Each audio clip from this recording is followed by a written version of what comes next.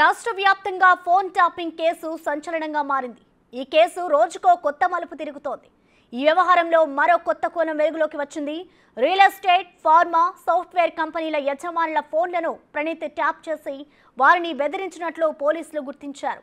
ఫోన్లను ట్యాప్ చేసి వారి ప్రతిపక్ష నాయకులతో మాట్లాడిన మాటలను వారికే వినిపించి బీఆర్ఎస్ పార్టీకి డబ్బులు ఇవ్వాలని డిమాండ్ చేసినట్లు గుర్తించారు. ఈ ఆడియో కాల్స్ డేటా ఆధారంగా వారి చేత బలవంతంగా ఎలక్టోరల్ బాండ్స్ కొనుగోలు చేసి బీఆర్ఎస్ కు అందించే విధంగా ప్రణీత్ రావు అండ్ గ్యాంగ్ బెదిరించినట్లు తెలుస్తోంది.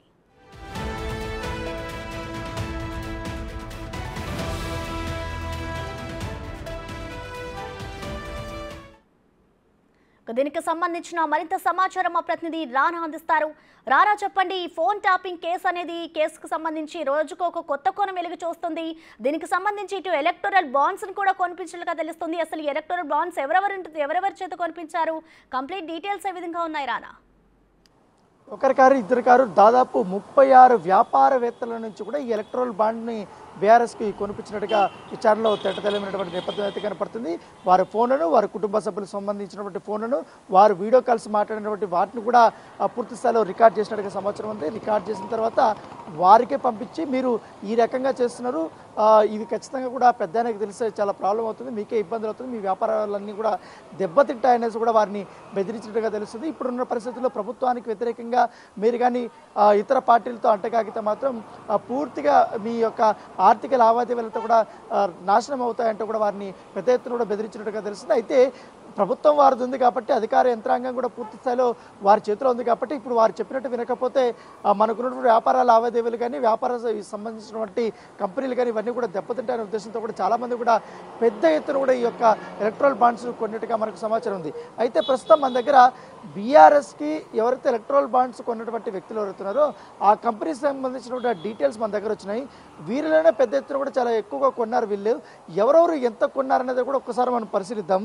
Mega engineering and infrastructure limited వచ్చి దాదాపు 150 కోట్ల రూపాయల వరకు కూడా ఎలక్ట్రల్ బాండ్స్ కొన్నటువంటి నేపథ్యం అయితే కనపడుతుంది. తర్వాత యశోద సూపర్ స్పెషాలిటీ హాస్పిటల్ వచ్చి 94 కోట్ల రూపాయల వరకు కూడా కొన్నటువంటి పరిస్థితి కనపడుతుంది. తర్వాత Chennai green Woods private limited వచ్చి 50 కోట్ల రూపాయల వరకు ఎలక్ట్రల్ బాండ్స్ బీఆర్ఎస్ కొన్నటువంటి పరిస్థితి కనపడుతుంది.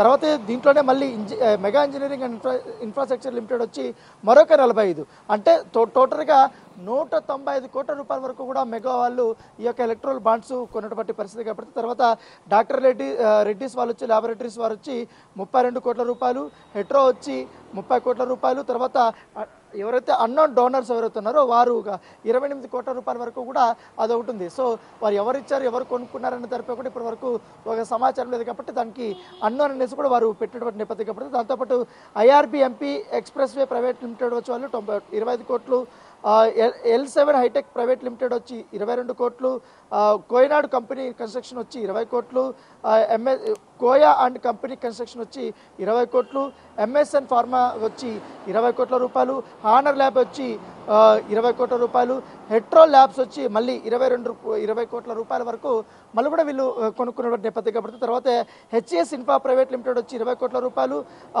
దివీస్ ల్యాబొరేటరీస్ వచ్చి 20 కోట్ల రూపాయల వరకు కూడా వీళ్ళు ఎలక్ట్రల్ బాండ్స్ కొన్నటువంటి నేపథ్యం కాబట్టి, సో మనం చదివినటువంటి ఈ యొక్క లిస్ట్లోనే వీళ్ళలో చాలా మంది వరకు భయపడే కట్టారంటూ కూడా తెలిసింది. కాకపోతే మెగా సంబంధించిన విషయంలో ఆల్రెడీ కాళేశ్వరం సంబంధించి వారికి ఈ ప్రాజెక్ట్ అప్పచెప్పారు కాబట్టి వారే కాంట్రాక్టర్స్ కాబట్టి వాళ్ళు ఇచ్చిన ఒక అందం ఉంటుంది. మిగతా వాళ్ళు చాలా పెద్ద ఎత్తునగానే వీళ్ళు అమౌంట్లు కట్టినటువంటి నేపథ్యం కాబట్టి, దాంతోపాటు మళ్ళీ తర్వాత వీళ్ళంతా రియల్ ఎస్టేట్ సంబంధించిన కంపెనీస్ కూడా కొన్ని కట్టాయి. తెల్లాపూర్ టెక్నాలజీ ప్రైవేట్ లిమిటెడ్ వచ్చి లిమిట్ వారు కూడా పెద్ద ఎత్తున వారు కట్టడం జరిగింది. దాంతోపాటు ఈ రహేజా కార్పొరేట్ ప్రైవేట్ లిమిటెడ్ వారు వచ్చి దాదాపు 16 కోట్ల రూపాయల వరకు కూడా వారు కట్టబడి నేపథ్యం పడుతుంది. తర్వాత garments company Kitex garments limited వచ్చి వారు 16 కోట్ల రూపాయల వరకు కూడా వీరి యొక్క బాండ్స్ను కొన్నటువంటి నేపథ్యం అయితే కనపడుతుంది. మరి కొన్ని చూద్దాం మనం. ధీరజ్ మెడికల్స్, ఇది ఫార్మా కంపెనీకి సంబంధించినటువంటి విషయంలో ధీరజ్ మెడికల్స్ వచ్చి 15 కోట్ల రూపాయలు. సో దీంట్లో మనం చూస్తున్నాం ఐటీ కంపెనీస్, రియల్టర్స్, ఆ తర్వాత ఎవరైతే ఇన్ఫ్రాస్ట్రక్చర్ కంపెనీస్ మెయింటైన్ చేస్తున్నట్టు వారు, అలాగే సాఫ్ట్వేర్ కంపెనీస్ పెద్ద ఎత్తున కూడా ఇక్కడ కొనుక్కున్నటువంటి నేపథ్యం ఏర్పడుతుంది. తర్వాత ల్యాబ్స్ మరొక ల్యాబ్ కొన్నది సెల్మార్ ల్యాబ్ ప్రైవేట్ లిమిటెడ్ వచ్చి 10 కోట్ల రూపాయల వరకు బాండ్ కొన్నటువంటి నేపథ్యం అయితే ఏర్పడుతుంది. తర్వాత ఈవీ ట్రాన్సాక్షన్ ప్రైవేట్ లిమిటెడ్ వచ్చి 6 కోట్ల రూపాయలు, AQ square realtors private limited వచ్చి అది కూడా అంతే స్థాయిలో కొన్నటువంటి నేపథ్యం అయితే కనుక అది కూడా 8 కోట్ల రూపాయల వరకు కూడా కొన్నటువంటి నేపథ్యం. తర్వాత ఇంకొక ఆసక్తికరమైనటువంటి ప్రైవేట్ అంశం Sri Chaitanya students facility management private limited పేరుతో 10 కోట్ల రూపాయల వరకు కూడా ఎలక్ట్రల్ బాండ్స్ బీఆర్ఎస్ కొనుక్కున్నారంటే అర్థం చేసుకోవచ్చు వాళ్ళకి ఎన్ని ఒత్తిడులు వచ్చేట. తర్వాత KNR constructions, Natco pharma limited 2 సార్లు వారు డబ్బులుగా 10 కోట్ల రూపాయల వరకు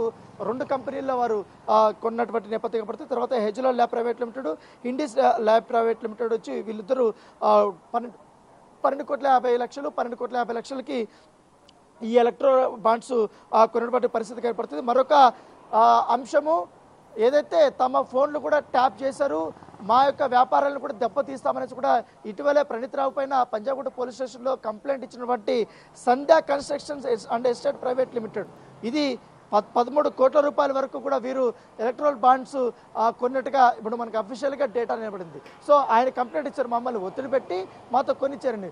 సో ఎలక్ట్రో బాండ్లు చాలా వరకు కూడా ఇట్లా ఒత్తిడితో ఇలా వీళ్ళు బెదిరించినటువంటి నేపథ్యంలో ప్రణీత్రావు ఒక గ్యాంగ్ లాగా ఏర్పడి ఎవరైతే కిషన్ రావు కానీ ఐఎస్బి పూర్తిగా ఎస్ఐబి చీఫ్గా ఉన్నటువంటి ప్రభాకర్ రావు కానీ తర్వాత భుజంగరావు కానీ తిరుపతి అన్న కానీ ప్రణీత్రావు కానీ వీళ్ళందరినీ బెదిరించి వారికి కొనిచ్చడము, తర్వాత వీరు కూడా వ్యక్తిగతంగా లాభపడము, ఇలా 100 కోట్ల రూపాయల వరకు వీడి సంపాదించడాన్ని కూడా విచారణలో చేరింది. కాబట్టి ఇప్పటికే చాలా మంది బాధితులు పోలీసులకి వారు వచ్చి మొరపెట్టుకున్నారు.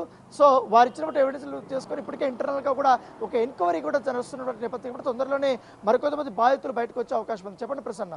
రానా, ఇటు చూసుకుంటే హవాలా సొమ్ము తరలిస్తున్న వ్యక్తుల దగ్గర నుంచి కూడా భారీగా వాళ్ళ దగ్గర నుంచి డబ్బు తీసుకున్నట్లు కూడా తెలుస్తోంది. మరి ఆ డబ్బుకు సంబంధించి ఇటు ప్రణీత్రావు ఏం చేశారనుకోవచ్చు, ఎంత మొత్తంలో వాళ్ళ దగ్గర నుంచి వసూలుకు పాల్పడ్డారనుకోవచ్చు రానా?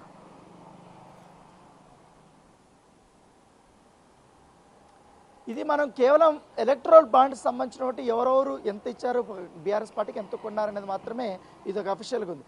అన్అఫీషియల్గా ఇంకెంత ఉంటుందో ఒకసారి మన ఊహకు కూడా అది ఉండదు. ఎందుకంటే దీంట్లో చాలా మంది పేర్లు చెప్పుకోలేని బట్టి రియల్టర్స్ ఉన్నారు, ముఖ్యంగా జ్యువెలరీ షాప్స్ వజ్రాల వ్యాపారులు చాలా మంది ఉన్నారు, రాజకీయ నాయకులు, ముఖ్యంగా రాజకీయ నాయకులు ఏదన్నా ఇతర వ్యవహారాల్లో వారు ఇన్వాల్వ్ అవుతుంటే లేకపోతే ఇల్లీగల్ సంబంధించిన వ్యవహారాల్లో ఇన్వాల్వ్ అయినా కూడా వారిని కూడా బెదిరించి ఈ రకంగా చేయడం జరిగింది. దాంతోపాటు బీఆర్ఎస్ సంబంధించిన నాయకులు ఎవరుతున్నారో వారు అదర్ పార్టీ నాయకులతో మాట్లాడినప్పుడు ఆ యొక్క ఆడియో టేప్స్ అన్ని కూడా వినిపించి మీ పైన చర్యలు తీసుకోబోతున్నారు అనేది కూడా వారిని లొంగ తీసుకొని వారితో కూడా పెద్ద ఎత్తున కూడా డబ్బులు లాగినట్టుగా తెలిసింది. ఈ యొక్క ఆడియోలు వేరే వాళ్ళకి పంపించద్దు అనేసి కూడా వీరితో డైరెక్ట్గా డీల్ చేసుకోవడం నేపథ్యం. దాంతోపాటు ఇదొక సెక్టర్ అయిపోయింది.